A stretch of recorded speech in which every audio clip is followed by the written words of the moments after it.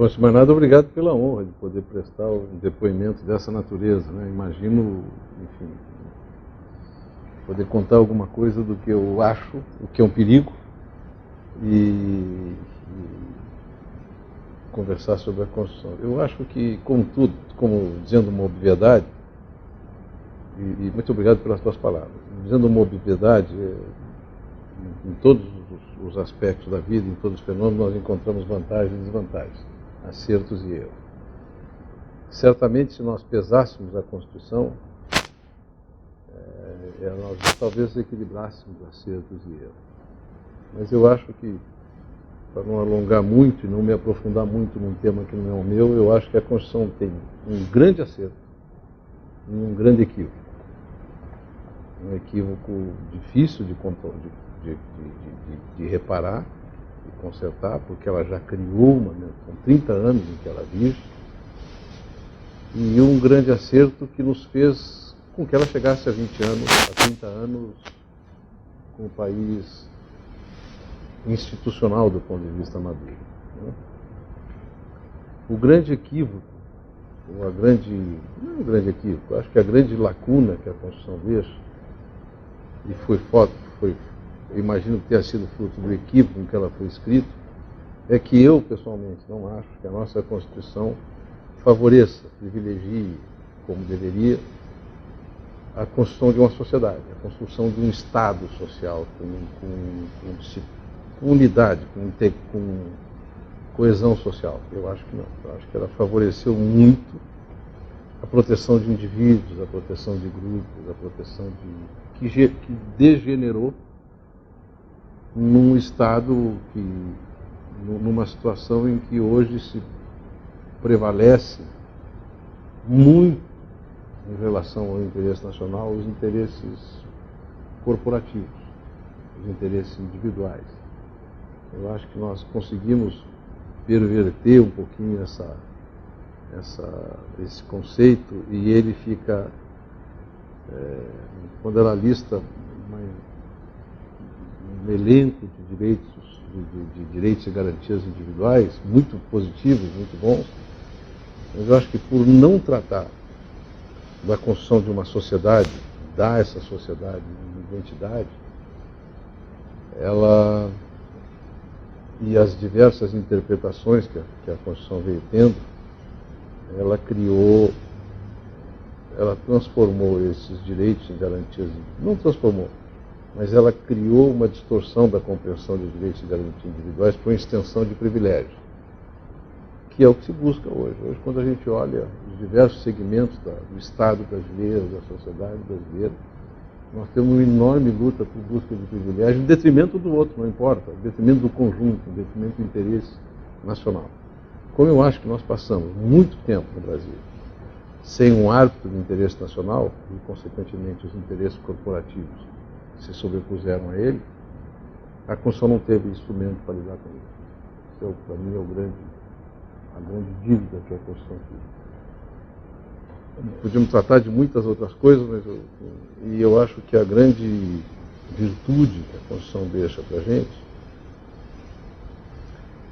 é a construção da institucionalidade. O Brasil nunca viveu um período institucional tão sólido, até porque nós nunca vivemos tantos solavancos na vida política,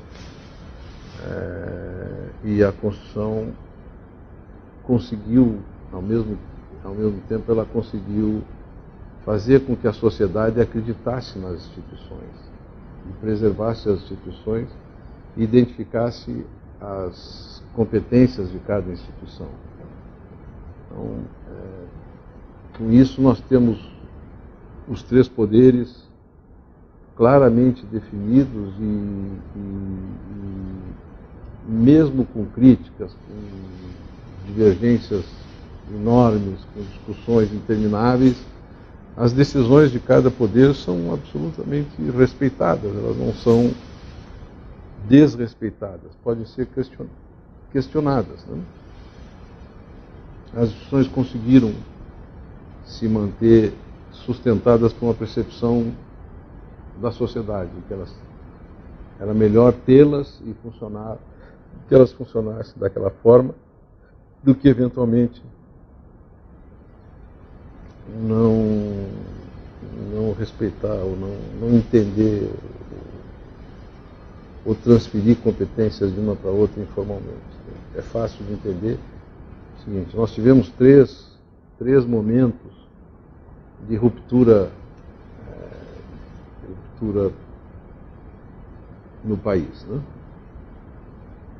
Dois sob a Constituição de 88, que foi... Primeiro foi 64, né? A gente teve uma ruptura, uma interrupção, uma ruptura, saiu um presidente eleito e as Forças Armadas promoveram a mudança de regime, apoiadas por dois segmentos muito claros, que eram o povo na rua e imprensa, né? E pela sociedade civil. Não havia, hoje até mesmo os adversários mais convictos reconhecem que o movimento foi cívico-militar, mas foi civil-militar. Um segmento que era a sociedade clamando pela mudança do governo, pela derrubada do presidente, que não era pequeno, e apoiado pela imprensa, e que otorgaram às Forças Armadas uma competência que elas não tinham, e derrubaram o presidente. Bom, esse episódio, ele mostra uma imaturidade institucional, uma fragilidade institucional. Estou tratando disso só para fazer a comparação. Uma fragilidade institucional do Brasil de 64, do Brasil da década de 60, do Brasil que saía da ditadura Vargas. Não tínhamos ainda 20 anos para sair da ditadura Vargas, e a Constituição de 46, que alguns dizem que foi a melhor Constituição que nós já tivemos, estava em plena vigência.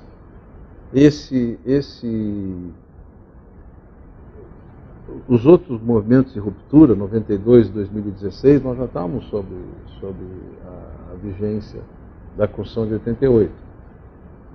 E aí a gente encontra a mesma sociedade pedindo a mesma coisa, que fizesse uma ruptura, que tirasse o presidente em 92 e a presidente em 2016, com apoio já não mais da imprensa, agora já era mídia, já tinha outras expressões e outras denominações, mas ninguém procurou nenhuma instituição que não fosse a que tinha competência para julgar o presidente, que era, no caso, o Congresso, né, no primeiro caso.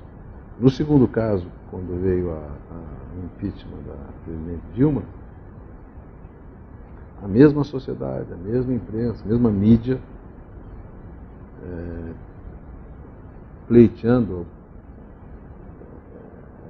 brigando, manifestando-se pelo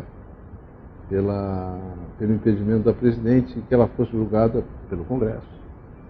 Só que aí teve um papel muito mais importante nesse momento o Judiciário. Porque não foram levadas questões relevantes ao Judiciário no impeachment do Collor, do presidente Collor, como foram levadas no impeachment da presidente Dilma. E ninguém questionou se as decisões, aquela discussão enorme que teve sobre o rito e tal, cumpriu-se tudo, fez tudo como tinha que ser feito, e a sociedade se submeteu às regras constitucionais, em 92 e em 88. Né? Mesmo quem perdeu, não fugiu das regras constitucionais. Mesmo quem perdeu. Então, nós tivemos uma sociedade que amadureceu tremendamente nesse período. E a Constituição de 88, ela certamente teve um papel importante na consolidação dessas instituições, na solidez com que essas instituições foram capazes de trabalhar, de funcionar. Se a gente olhar o passado recente, bem recente, né, crise econômica, crise política, crise de liderança, crise das instituições, nós não temos crise de segurança, enfim, nós não tivemos nenhuma ameaça à saúde institucional, à estabilidade institucional. E o fato de nós não termos tido nenhuma ameaça, ela dá uma medida do quanto nós, como sociedade, evoluímos institucionalmente. E isso certamente é resultado importante do que a Constituição de 88 significou para nós todos. Eu acho que a institucionalização e a maturidade política do país, da sociedade, ela está muito calcada, muito apoiada no papel que a Constituição de 88 teve. Todo o resto, eu acho que fica até quase irrelevante diante da solidez que nós conseguimos construir do ponto de vista da maturidade política e institucional. Vamos imaginar tudo que nós passamos, sem nenhum arranhão institucional. Quantos países teriam passado por isso? Né?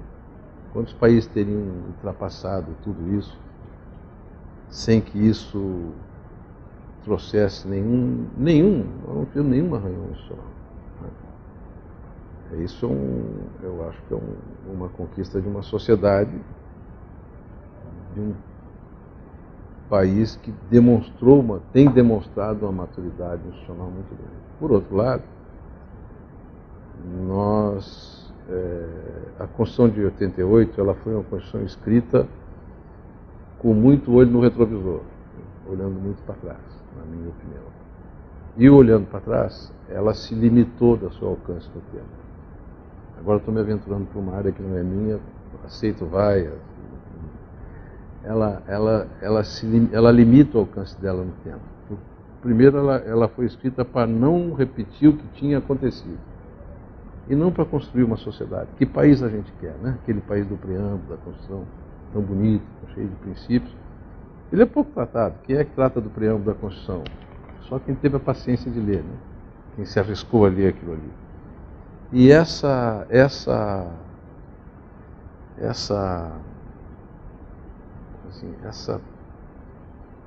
esse processo feito com o olho no retrovisor, ele concedeu à nossa Constituição, eu acho, repetindo, né, uma capacidade, uma durabilidade de curto prazo. Ela teve que ser emendada, teve que ser reinterpretada, e nós tivemos que buscar interpretações que hoje dificultam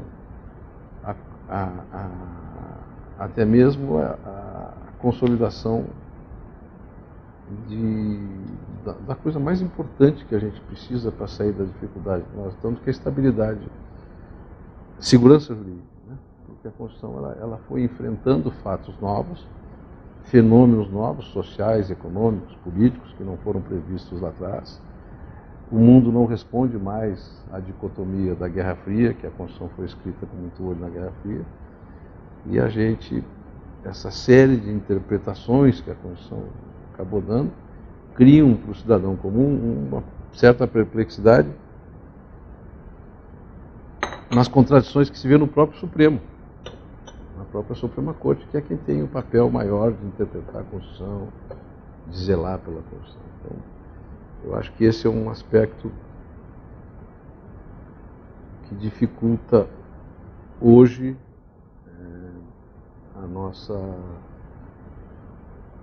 nós conseguimos atravessar todas as tempestades com estabilidade, sem arranhões, mas nós temos que voltar, eu acho, a entender a Constituição com o que ela quer dizer. E não com o que alguém ache que ela quer dizer para os tempos que estamos vivendo. Eu já ouvi alguém dizer, não, que o papel de um ministro da Suprema Corte também é induzir o desenvolvimento social. Eu acho que aí, por essa característica de como foi feita a nossa Constituição, na minha opinião, se outorga a quem não tem a competência de ser o juiz do que é o desenvolvimento social e o que é indução e a quem cabe. Se alguém achar que deve induzir o progresso social, o desenvolvimento, o que for, eu também posso achar que não é. Eu também posso ter uma outra opinião sobre o fenômeno social, né? Então, acho que a gente nós estamos precisando voltar um pouquinho a interpretar a Constituição com mais gramática e com menos doutrina. Está escrito nela, está escrito nela. Né? Claro que, óbvio que as coisas não são tão branco e negro como dizem os espanhóis, mas é preciso recuperar alguma percepção para o cidadão de que a Constituição é perene. E ela ser perene não é, eu acho que não é. Ela está disponível a interpretações, desenvolvimentos da sociedade de quem tem que julgá-la. Isso não faz parte do jogo. Eu acho que, inegavelmente, as Forças Armadas agiram como poder moderador a partir de 1889. Elas foram o elemento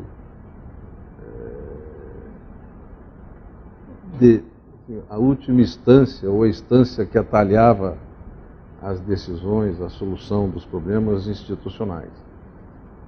E foram muitos, né? A velha República está cheia disso, o movimento dos tenentes, que termina em 30, depois o final do governo Vargas, até chegar em 64. Mas eu acho que no comentário anterior eu talvez tenha antecipado a resposta a isso quando disse que nós vivemos muitos momentos de imaturidade institucional, ou seja, ou não tínhamos instituições, ou não acreditávamos, não confiávamos tanto, ou elas não funcionavam,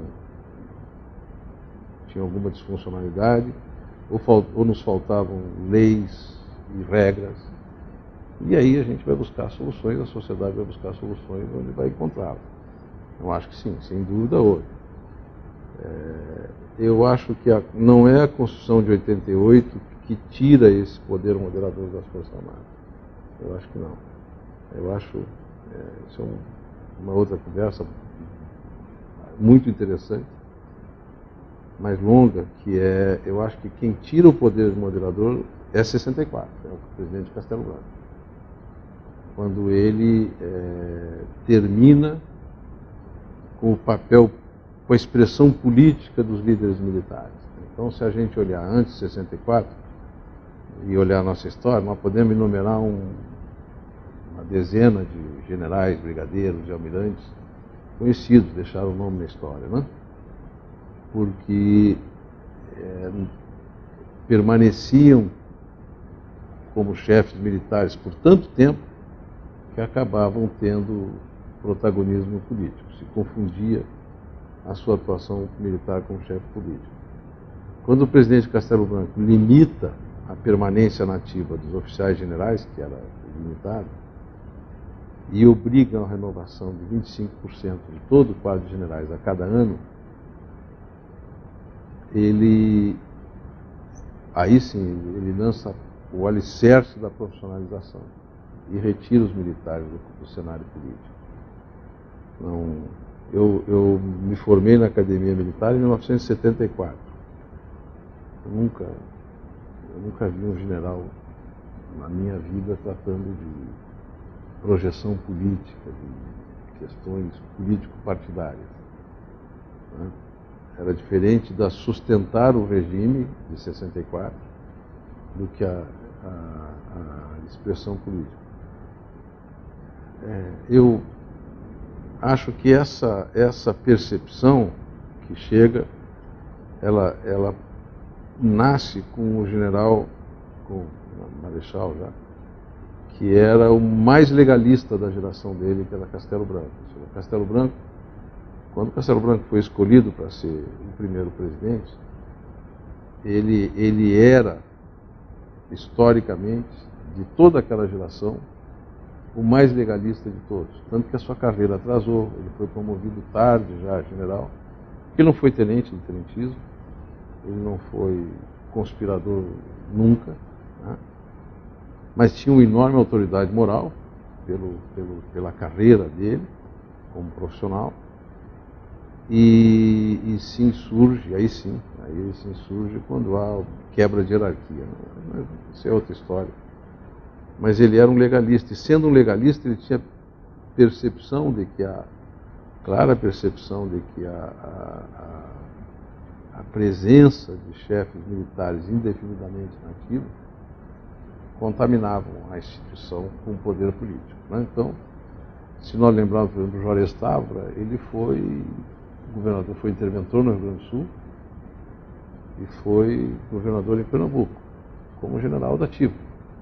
O próprio Jarbas Passarinho, uma figura política das maiores que nós já tivemos, também foi militar nativa, foi constituinte, foi constituinte de 46, né? Foi político, e essas coisas se misturavam e traziam para o ambiente militar a política partidária. Isso foi quebrado quando o Castelo Branco estabelece uma série de regras, que foram a renovação dos quadros generais, a obrigatoriedade de passar para a reserva, a passagem para a reserva ex ofício, no ato da diplomação do militar eleito, o impedimento de passar mais 2 anos fora da força, que também passa para a reserva ex ofício, a criação do domicílio eleitoral, que até hoje está isso, a criação do Castelo Branco, que era para que os generais não pudessem criar uma vida política onde estavam, né? Eles tinham uma expressão militar importante e aquilo ia lhe render, porque foi o caso que citei, o caso do Juarez Távora, quando foi governador de Pernambuco. Então essas coisas todas, elas assim, profissionalizaram as Forças Armadas e tiraram desse quadro político. Um país saudável, ele não tem poder moderador, né? Não deve ter. Né? A Constituição, eu tenho lido a Constituição, porque às vezes tenho que conversar com o presidente Temer, ele é um grande conhecedor. A Constituição diz que os poderes são harmônicos e independentes, né? E essa harmonia, essa independência é que garante o funcionamento e, assim, e a sustentação mútua das instituições. Então, não acho que deva ter um moderador. Alguma instituição que queira exercer um papel moderador, ela estará usurpando as suas competências da mesma forma que se pode criticar as Forças Armadas por lá atrás terem feito isso. O poder, a distribuição do poder na nossa Constituição é clara e ela não prevê. O que eu acho que se ainda há necessidade, ou se alguém avança nessa direção, se alguma instituição avança nessa direção, é porque então nós não temos a maturidade institucional que eu acho que temos. Se é necessário que alguém tutele os outros poderes e estabeleça esse poder moderador, essa moderação, essa intermediação. Não acho que o Brasil precise disso, não. Acho que a gente precisa investir na maturidade institucional. E a maturidade institucional é o fortalecimento de cada uma delas. Nós não podemos correr o risco de que as instituições sejam desmoralizadas pelos instituídos. Porque a sociedade não as desmoralizou. A sociedade acredita e apoia, sustenta. Os instituídos e a usurpação desse papel certamente daria a desmoralização da instituição pelos instituídos. Eu acho que o Poder Judiciário, a própria Suprema Corte, né?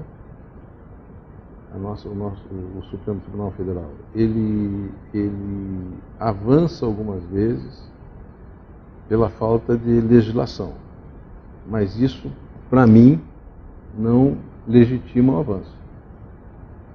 Ou seja, o nosso vácuo legislativo ele tem que ser preenchido pelo Congresso, ele tem que ser resolvido pelo Congresso. As questões que isso suscite,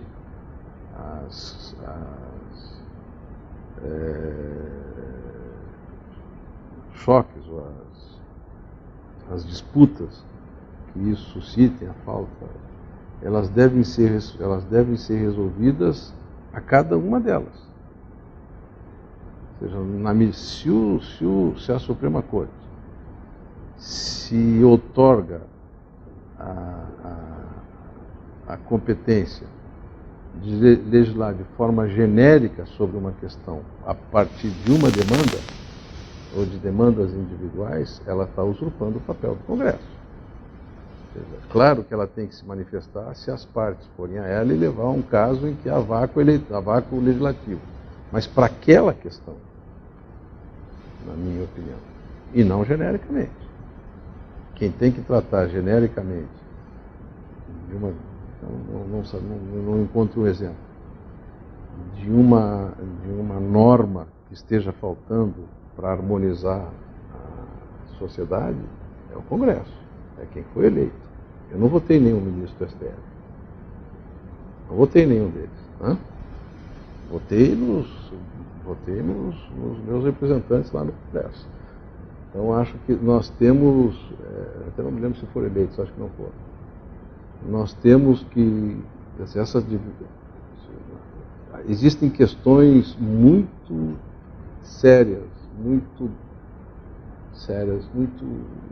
importantes para a sociedade e que vêm com os novos costumes, com o avanço, com a tecnologia, com tudo, né?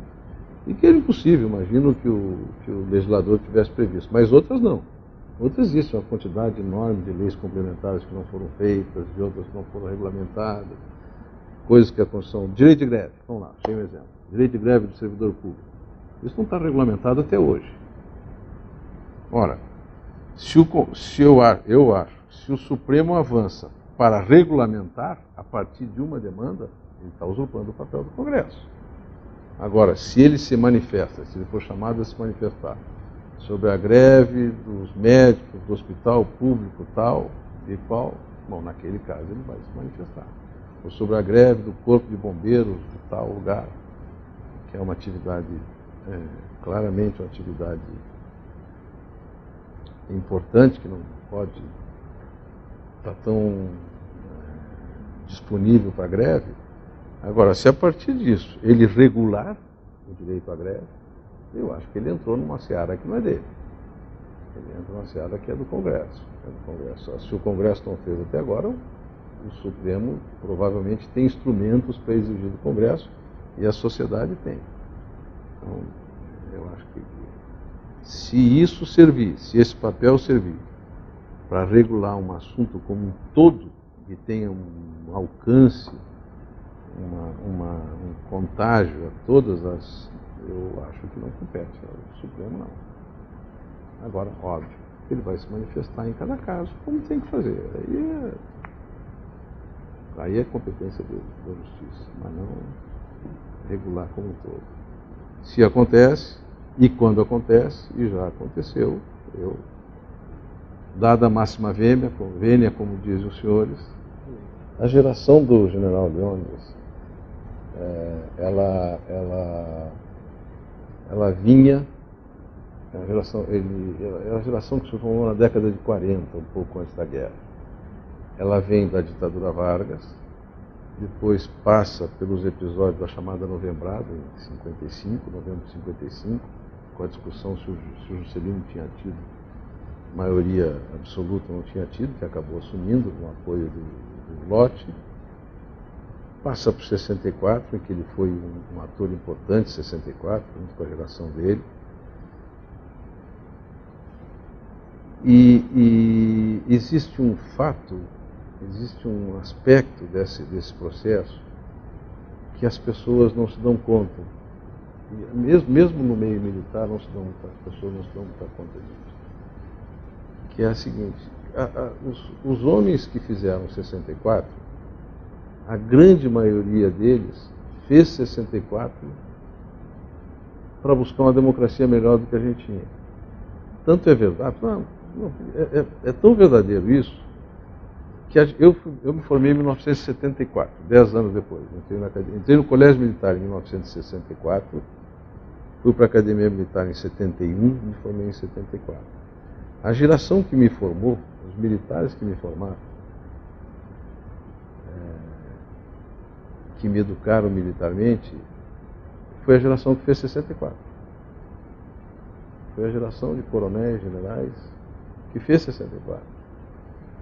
E esses homens educaram a minha geração, que é a geração que hoje está no comando do Exército, já não está no alto comando, está no comando do Exército, já passamos, estamos todos na reserva, mas o comandante do Exército é dessa geração.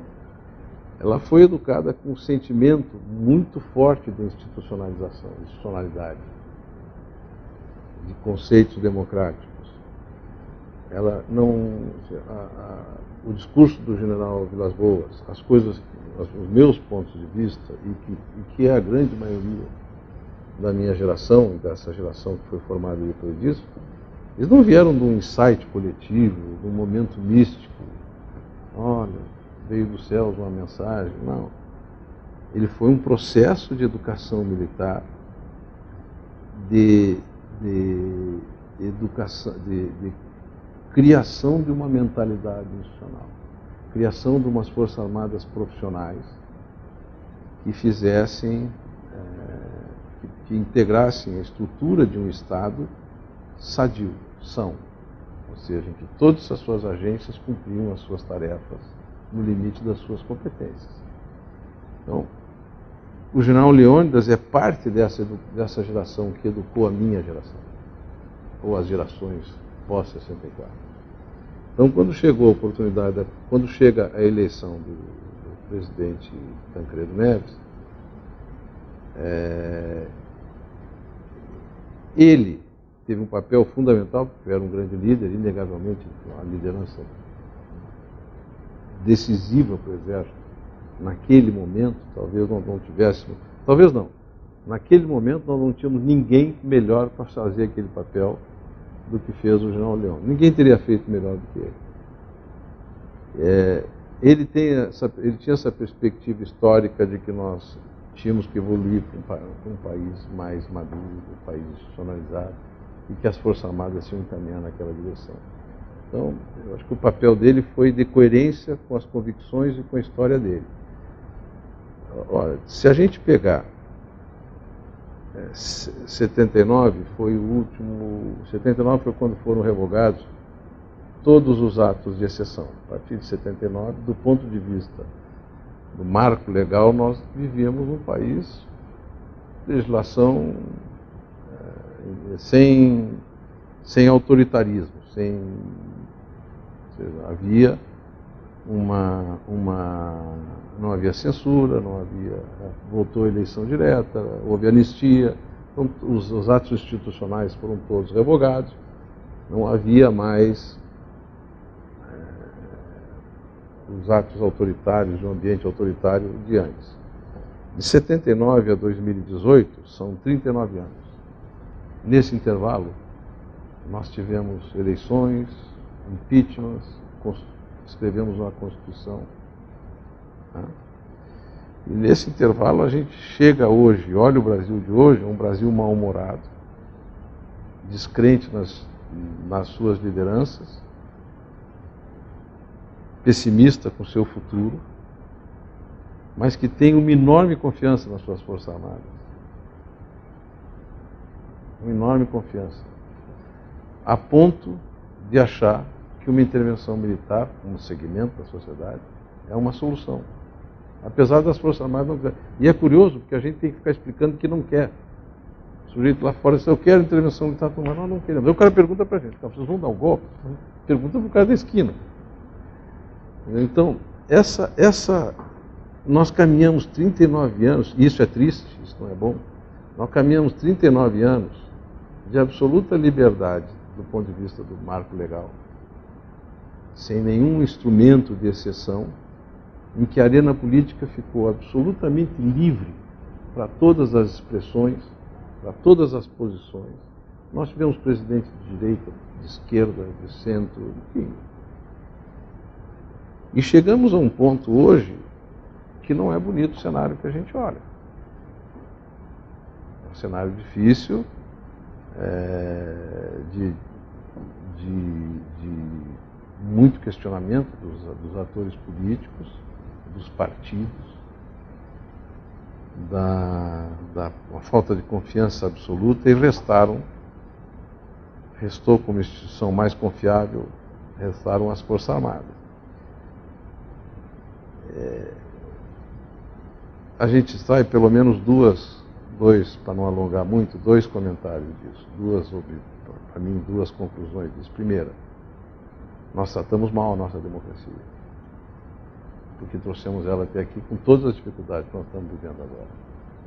Segunda, aqueles homens que fizeram 64 e que educaram as gerações pós-64, e eu sou produto dessa educação, eles tinham muito mais honestidade de propósito do que muitos outros que pregaram democracia depois e que nos levaram onde nós estamos. Eu acho que a gente tem que ponderar esses momentos para poder ir adiante, para poder sair do momento. Nós não vê hoje, quando a gente enxerga, passados 39 anos, sem qualquer instrumento de exceção, com todas as liberdades para eleger, para fazer, para tratar, as Forças Armadas não foram fonte de instabilidade em momento nenhum. Em nenhum momento foram fonte de estabilidade. A força de estabilidade veio da ação política. E isso é um momento difícil, é um momento complicado. E essa instabilidade não se traduz em problema, aí é o mérito da Constituição de 88. Pela força com que a Constituição de 88 conseguiu plantar entre nós o respeito às instituições. Nós brasileiros, no país, o respeito às institucionalidades. Eu acho que o Ministério da Defesa Eu sou entusiasmado com o Ministério da Defesa, não era de hoje nem de 88. O Ministério da Defesa tentou-se criar um Ministério da Defesa logo depois da guerra, não se fez. Depois, em 65, o presidente Castelo Branco tentou, não teve força, as questões eram tão... E depois esse assunto dormiu e ressuscitou na campanha do presidente Fernando Henrique, na primeira campanha dele, quando ele disse que ele ia criar o Ministério da Defesa. E quando ele convidou os ministros militares, o Jean Zenildo para ficar e os outros dois para assumirem, o único que ficou do Itamar, o presidente Itamar, do Fernando Henrique, dos ministros militares, foi o Jean Zenildo, com que eu trabalhei.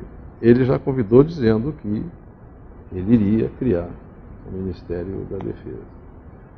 O Ministério da Defesa era uma necessidade funcional, operacional, administrativa, inquestionável. Eu não vejo, mas exigiu pelas nossas idiosincrasias, nossas circunstâncias, ele exigiu um período de maturação enorme para que chegasse na decisão e fosse feito. A geração dos ministros das forças naquela época, Marinha, Exército, Aeronáutica e o chefe do ENFA, era uma geração que resistiu à criação do Ministério da Defesa há muito tempo, tinha uma memória de resistência ao Ministério da Defesa. Isso não é um privilégio brasileiro. Todos os Ministérios da Defesa levaram tempo para ser criados e muito tempo para amadurecer. Os ingleses, eu conversei muito com ingleses, espanhóis, americanos, canadenses, viajei, visitei, na época que foi feita a reestruturação pelo Ministério da Defesa, pelo ministro Jobim, e eles todos têm um relato até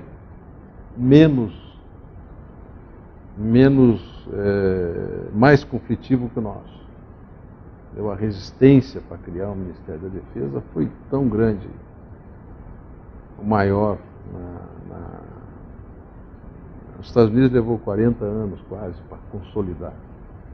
Ele foi criado na guerra e o Ministério da Defesa só existiu como integrador, efetivamente, no final da década de 80, com a emenda Nixon-Goldwater, Nichols Goldwater, que eram dois senadores americanos que fazem um grande trabalho e fazem a grande transformação do Ministério, do Departamento de Defesa nos Estados Unidos. pouco mais de 40 anos para amadurecer e chegar. Né?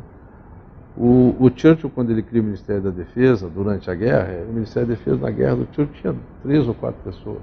Ele era o ministro da Defesa, também como primeiro-ministro, e tinha mais 2 ou 3, 4, não era mais do que isso. Meia dúzia de pessoas, exagerando. E depois da guerra ele começa a implementação também, leva muito tempo de amadurecimento. O Canadá fez experiências curiosíssimas. O Canadá, por exemplo, para forçar a criação do Ministério da Defesa, ele extinguiu as forças. Quer dizer, tudo era uma coisa só. Marinha, Exército, Aeronáutica era uma coisa só. Não funcionou. Claro que não funcionou. Aí eles voltaram atrás um pouquinho. Então, vamos diferenciar o uniforme. Depois tiveram que voltar atrás ainda mais, que era recriar as forças sob o chapéu, claro, do Ministério da Defesa, sob o guarda-chuva do Ministério da Defesa. Então, essa maturação do tema Ministério da Defesa não é uma prerrogativa brasileira. O mundo inteiro passou por isso. Tem um livro muito interessante sobre o trabalho que fizeram os senadores Nicholl e Goldwater, que é a Vitória no Potomac, que o Pentágono, o Departamento de Defesa, é debruçado sobre o Potomac, na margem do Potomac, o rio que corta Washington.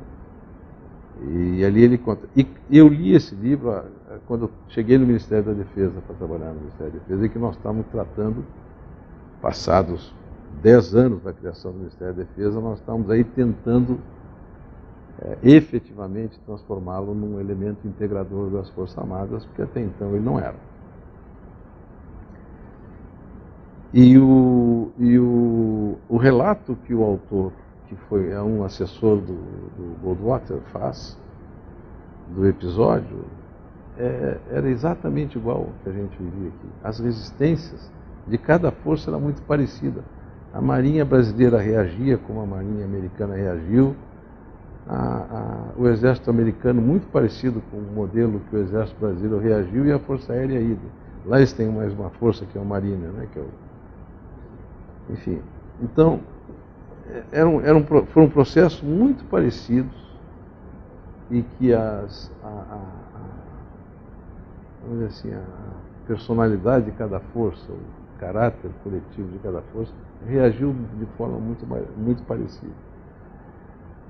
Eu acho que nós ganhamos muito com o Ministério da Defesa, as forças ganharam muito. Não tem como um país querer ter forças armadas relevantes desintegradas, sem integração, ou sem que elas estejam coordenadas e as suas prioridades estabelecidas pelo poder político.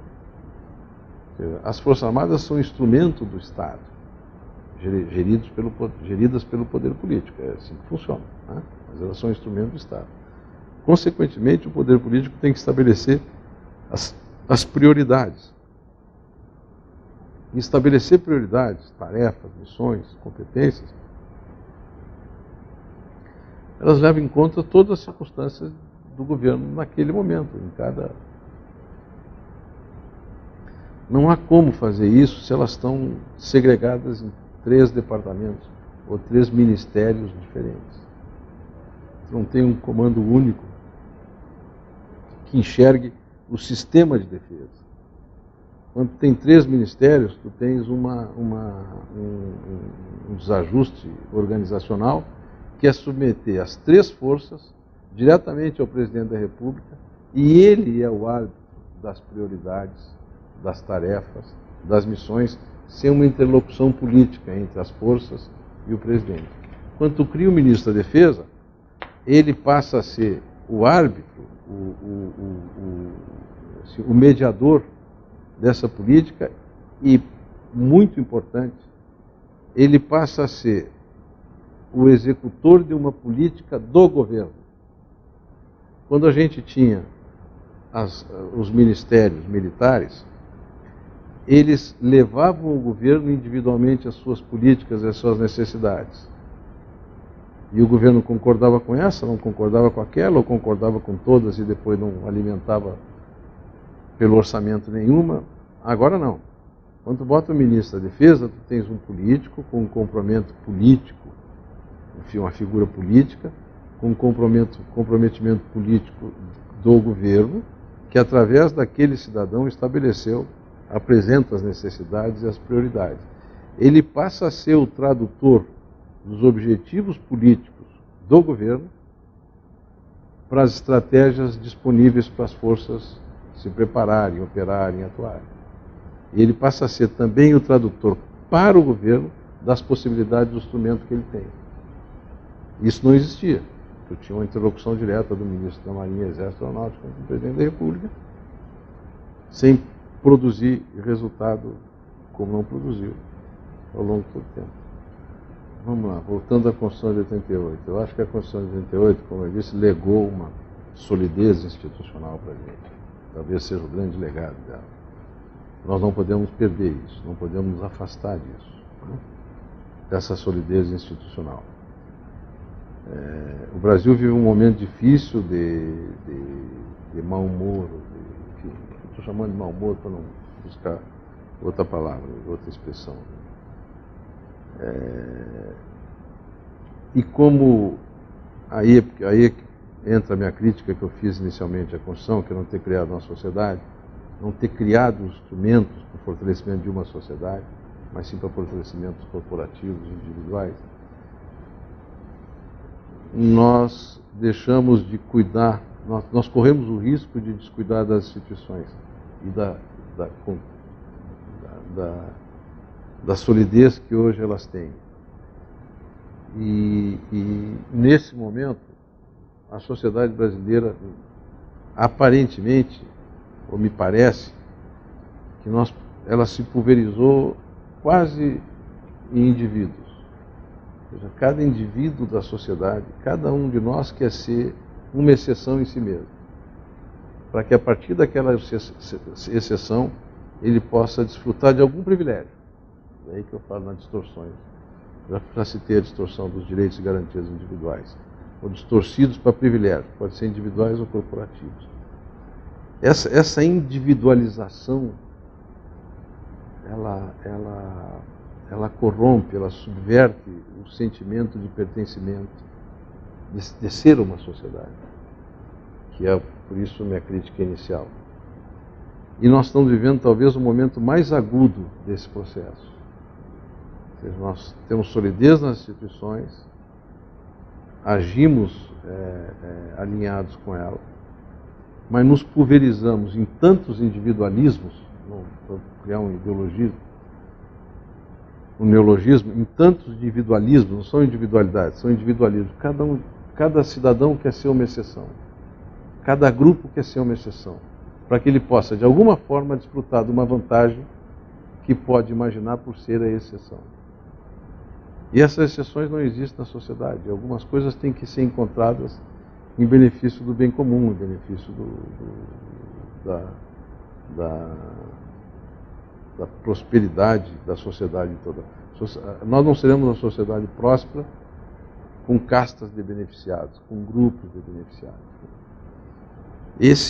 Esse momento que a gente está vivendo, para mim, é crítico, e mais crítico ainda quando a gente vê uma eleição importante, como será de outubro no horizonte, é que eu acho que está nos faltando a voz do bom senso.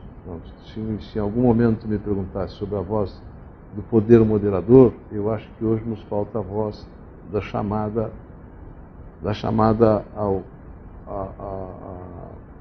ao bom senso, do que país a gente quer. Como é que nós vamos construir o país? Como é que nós vamos superar as dificuldades que nós estamos vivendo, sem alimentando ainda mais o que o Jobim disse que é o fato novo na política brasileira, que é o ódio. O Jobim, em uma entrevista ao Roberto Dávila, na Globo News, disse que o fato novo da política brasileira é o ódio. E eu acho que ele tem toda a razão. E nós estamos alimentando esse animal voraz, sim, e não estamos enxergando. E acho que nos falta quem tente mostrar para a sociedade. Aqueles que tentam mostrar para a sociedade são sumariamente desmoralizados, por campanhas, por o que for. E aí que era uma defesa do presidente Temer. Ele tem uma percepção muito clara disso. Tenta mostrar, tenta fazer, mas não consegue ter repercussão.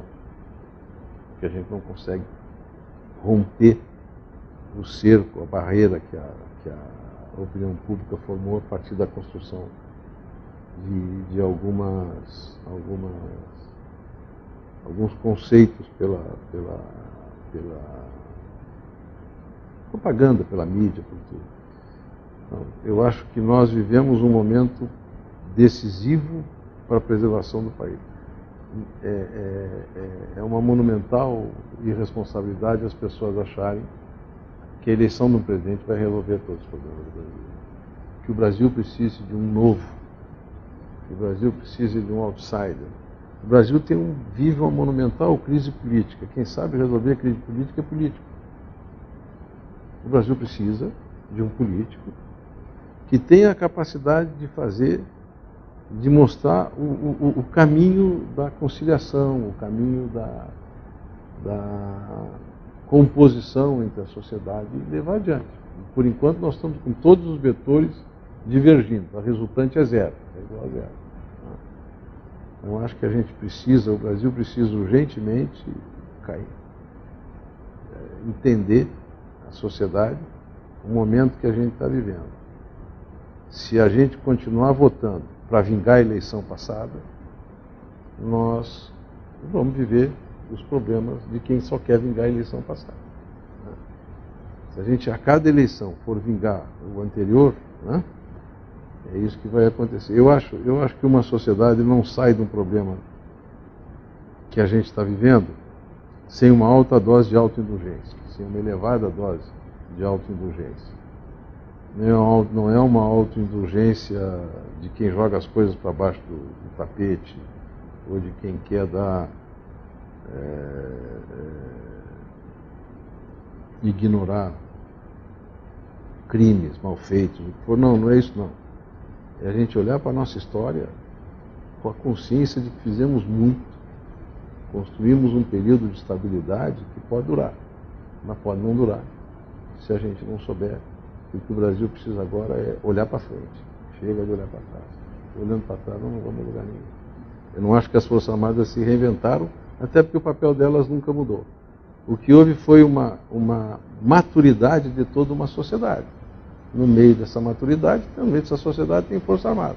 Ou seja, as Forças Armadas brasileiras recrutam uma sociedade brasileira. Né? E ela foi transformando e se madurando. Tanto é que eu mostrei o exemplo, 64, 92 ninguém foi perguntar para o general se tira o Collor ou não tira o Collor. Nenhum general levantou a mão e disse, esse negócio de tirar presidente eu sei. Vem cá que é comigo. 2016, nada também. Então tem um processo de maturidade. E aí quando eu falei, quem educou minha geração foi 64. Tem um processo de maturidade que vai tentando mostrar para a sociedade, ou tentando trazer para o papel institucional clássico de uma Força Armada, as Forças Armadas brasileiras, ou seja, profissionalização. Eu acho que isso foi tão bem sucedido que hoje elas têm a aprovação que tem da sociedade. Como eu disse, a minha geração não aprendeu num insight coletivo, um santo daime da vida. Não. Né? Um dia, isso foi um processo de educação, que é o que a minha geração teve e que a minha geração passou. Então eu acho que a busca do papel, ele sempre teve na Constituição. As Constituições brasileiras nunca mudaram a missão das Forças Armadas. Mudaram-se as expressões. Defesa da pátria e segurança interna. Foi mudando a expressão, garantia da lei da ordem, defesa das instituições, garantia das instituições. Mas a gramática e o estilo de cada época, mas elas não mudaram. Foi fácil para as Forças Armadas, eu acho que foi fácil, até porque eu já era oficial, já era maduro, a transição para o regime gerado por 88, do modelo gerado por 88, porque isso já vinha se buscando, ou seja, esse que eu comentei do general Leônidas, isso já vinha se buscando, então transitar de um regime autoritário um regime de democracia plena, em que as Forças Armadas tinham um papel exclusivamente profissional, não teve, não foi uma coisa traumática. Assim, externamente não foi, internamente foi traumático. Teve traumas internamente. Por quê? Porque tu tinhas o que o Geisel chamava de bolsões sinceros, mas radicais, né? Então, internamente, tu tinha gente que tinha participado da 64 e da defesa dos valores que 64 fazia. Essas pessoas não aceitaram, alguns deles, ao longo do processo, não foram aceitando anistia. Nós ainda estamos no regime de 64, anistia. O fim do AI-5. Né? Para bancar isso, as Forças Armadas fizeram muita depuração interna. Para bancar isso, carreiras foram abreviadas, carreiras foram interrompidas, amizades foram perdidas, para bancar isso.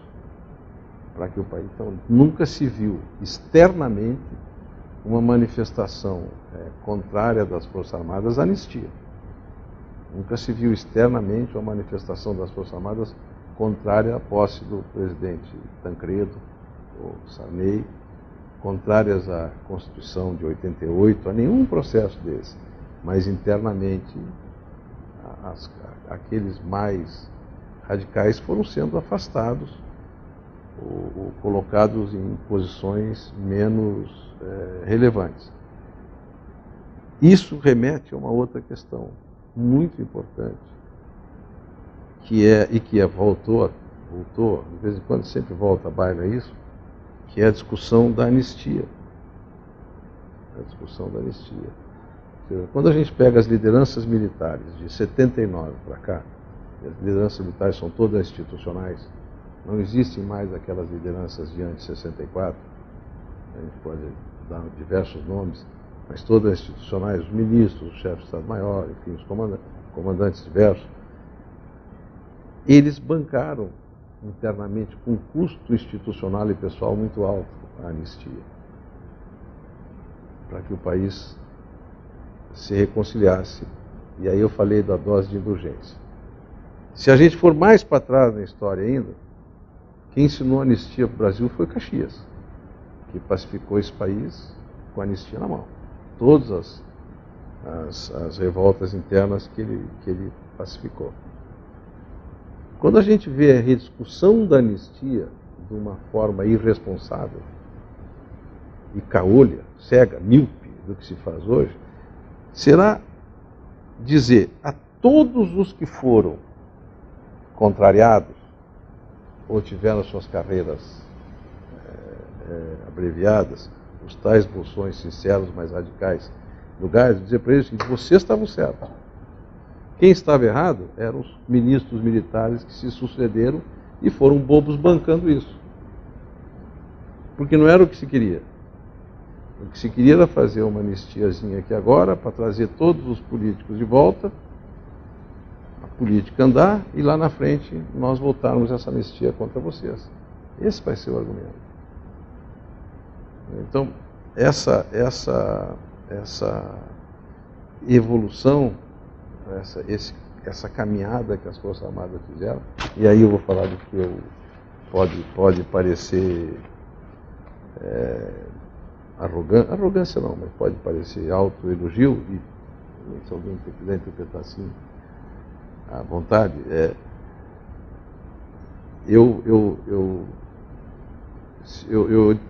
meu primeiro contato com as Forças Armadas foi quando eu entrei no Parlamentar, eu tinha 12 anos de idade. Se contar que eu sou filho militar, mas enfim. E eu tenho muito orgulho de dizer, e aí pode ser a vaidade, tá? Que foi uma instituição absolutamente, honestamente engajada institucionalmente no processo de democratização. E foi isso que eu vi ao longo da minha carreira. Foi isso que eu vi ao longo da minha vida. Entendeu? E, como a gente dizia, queimando o general aqui, queimando o coronel ali, tirando, e vamos embora, vamos tocar, esse é o caminho. Nós vamos voltar. Vamos voltar lá para 79, para o pacto político que permitiu a redemocratização, e vamos dizer, isso não vale mais. Para esse lado aqui não vale mais. Que foi o que fez a Comissão da Verdade, que o Levin me perguntou. Isso é de uma desonestidade com o país monumental. Isso é desonesto com a história, com o país, com a instituição, com o esforço. Como se o que as Forças Armadas tivessem feito na história se reduzisse a isso. Então, eu não vejo essa busca dessa identidade. Eu nunca vivi essa crise de identidade. Quanto à segurança pública, eu acho que nós colocamos, nós todos, colocamos o problema de uma perspectiva equivocada. Um país saudável, administrativamente saudável, ele tem agências que cumprem todos os seus papéis. Quando o Constituinte dividiu as competências das Forças Armadas, as competências dos órgãos de segurança pública, e mesmo entre eles dividiu competências, né? Polícia Civil tem uma, Polícia Militar tem outra, Polícia Federal tem outra, Rodoviária Federal tem outra. Eu acho que ele quis, eu imagino que ele deve ter... Essa é a estrutura do Estado que nos interessa, em que esses órgãos vão trabalhar complementarmente desta forma, porque esta é a melhor forma de trabalhar, até porque tu cria checks and balances, né, como gosto de dizer, em que as instituições se complementam. A partir desse ponto de vista, eu acho que a gente entende a questão, aborda a questão do ponto equivocado. O que fizeram com as nossas polícias que elas não conseguem cumprir a tarefa, a missão delas? O que fizeram com elas que os estados têm que chamar tanto as Forças Armadas? Então, a gente abordar a questão do ponto de vista da participação das Forças Armadas na segurança pública, nós estamos abordando a questão a partir da consequência.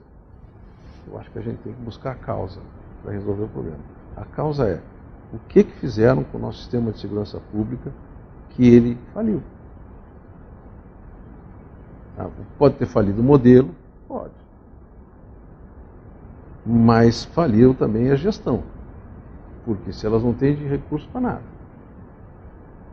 estão sucateadas, não conseguem resolver as questões de segurança pública, nem nos deixarem como cidadãos, com pessoas com sensação de segurança, nós falhamos na gestão disso. Os estados falharam. E a solução busca o socorro na União, que tem limitação. As Forças Armadas, eu duvido que a gente encontre 2 ou 3 militares que gostem de segurança pública, mas acabam sendo aspirados para a questão pela falência dos outros órgãos, numa distorção monumental do ponto de vista administrativo. Vou te dar um exemplo. Por exemplo, Força Nacional de Segurança Pública, atuação na Olimpíada, Levi lembra disso. O governo teve que prover uma diária muito boa para eles, para atuarem na segurança pública. Não era o caso das Forças Armadas. Atuação na crise dos caminhoneiros. O governo teve que editar um decreto, acho que foi, para autorizar, decreto ou medida provisória, não me lembro, para autorizar, acho que é decreto, para autorizar um regime de trabalho mais intenso para a Polícia Rodoviária Federal, para que pudesse pagar aquele regime mais intenso. O regime das Forças Armadas era muito mais intenso, sem nenhum adicional para aquilo. Eu não acho que as Forças Armadas tenham que ter esse adicional, não estou reclamando do adicional, eu estou dizendo o seguinte: nós deturpamos o papel de muitas das nossas instituições, órgãos de segurança pública, por razões muitas, diversas, enfim, né? Descuido, enfim, sei lá, é um diagnóstico complicado. Complicado não, mas é complicado, difícil. Não tem tempo, poderia leviando mais adiante nele. Essa é a questão. Por que elas não cumprem o papel delas? O que houve? modelo que nós pegamos. Agora, senta, chama as polícias para conversar, elas vão defender muita coisa. Nós hoje temos a polícia militar.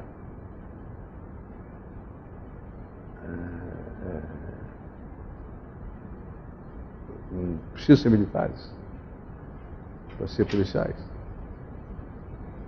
Se forem precisam ser. Acho que é uma discussão que a gente tem que ter. Não estou dizendo, não estou tomando uma posição, mas a discussão que a gente tem que ter. Nós precisamos de duas polícias, cada uma. Não sei, tem a discussão de polícia de ciclo completo, tem muitas discussões sobre isso. Eu só acho que o papel que as Forças Armadas passaram a desempenhar, ele decorre da incapacidade das polícias de resolver o problema delas. Elas foram levadas a isso. Nós estamos no meio de uma crise monumental. Eu acho que o Brasil vive a coincidência de 4 crises estruturais muito extensas e muito profundas. Política, econômica, segurança pública e moral. A mais séria delas é a crise moral, que é a mãe de todas. Então, talvez a gente nunca tenha vivido na nossa história crises estruturais, porque essas crises econômica, política, moral e segurança pública, elas mexem na estrutura do Estado, na estrutura da sociedade, na vida da gente. É diferente de outras crises, crise de transporte, crise da saúde, são crises setoriais que se resolvem. Eu acho que no meio dessas crises todas, toda crise é inspiradora, toda crise é motivadora, mas é má conselheira. Então, eu acho que a gente precisa discutir um modelo diferente. Eu votei no parlamentarismo em 90 e... Quando é que foi? 93, não foi? Eu votei pelo parlamentarismo. Mas eu acho que neste momento, no momento da tempestade, eu não mexeria. Eu acho que é um momento para a gente discutir, tirar os ensinamentos. Como eu falei, a expressão que eu usei, a crise é inspiradora, a crise é motivadora, mas é má conselheira. As coisas estão as temperaturas estão altas, as coisas ainda estão em ebulição e a gente precisa discutir isso com mais... Agora, eu acho que é uma discussão que o Congresso, que a política deve à sociedade brasileira. Como a gente conserta o nosso modelo e o período de mais estabilidade que nós tivemos foi o parlamentarismo do Império. Com todas as crises que o parlamento, políticas que o Império viveu, e a troca de gabinete, enfim, e as lutas, foi o maior período de estabilidade que nós tivemos. A crise é uma conselheira. A experiência que nós tivemos posterior de parlamentarismo foi em 62, 61, 62. E a conselheira foi a crise. Foi a crise da renúncia do Jânio. Deu no que deu, não durou. Né? Então eu acho que a gente tem que tirar ensinamento da crise. A crise tem que nos motivar, nos obrigar a discutir um modelo, mas ela é má conselheira. Então as coisas não é cautela, não é temor. A gente superar a crise discutindo e encontrar a solução que a gente gostaria que a sociedade tivesse para nós. Eu acho que nosso modelo está esgotado, tanto é que quando chegamos num modelo presidencialista de coalizão, tem diversas qualificações. Tá? E daí? O presidente depende do Congresso para tudo, as moedas de troca são as piores possíveis e a gente vai ter que um dia rediscutir isso. Eu acho que é fundamental. Profissionalização do serviço público.